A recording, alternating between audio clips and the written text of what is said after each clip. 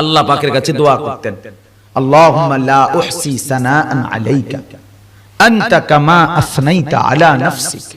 আল্লাহ, আমি মুহাম্মদ আপনার প্রশংসা যেভাবে করা উচিত আমি হক আদায় করে আমি আপনার প্রশংসা আদায় করতে পারি নাই।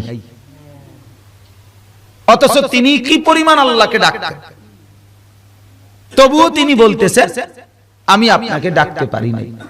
এই বলে এরপরে তিনি দোয়া শুরু করতেন, আল্লাহুম্মা জাআলিল কুরআনা রাবিআ কলবি। আল্লাহ, কোরআনকে আমার হৃদয়ের বসন্ত বানায় দেন। মানে আমার হৃদয়টা যেন প্রফুল্ল উৎফুল্ল থাকে কোরআনের মাধ্যমে। বসন্তকাল মানে একটু আনন্দ মুখর সময়। আল্লাহুম্মা জাআলিল কুরআনা রাবিআ কলবি ওয়া নূরা সাদরি। আল্লাহ, আমার অন্তরাত্মার নূর বানায় দেন কোরআনকে। ওয়া জালাআ হুজনি। আল্লাহ, আমার সমস্ত পেরেশানি দূরকারী কোরআনকে বানিয়ে দেন। ওয়া যাহাবা হাম্মি। সমস্ত অস্থিরতা যেন দূর হয়ে যায় কোরআনুল কারীমের মাধ্যমে। এইভাবে দোয়া করতেন।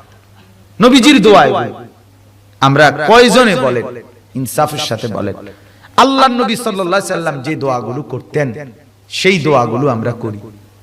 আমাদের শুধু দুনিয়া পার্থিব বিষয়ের দোয়া, শুধু ঘর সংসার বাড়ি দালান বিল্ডিং জায়গা জমি ছেলে মেয়ে বিদেশ সার্কি দোকানদারি ব্যবসা এগুলো নিয়েই শুধু কি দোয়া চায়, নিজেও করে হুজুরদের কাছেও দোয়া চায় এগুলো নিয়ে।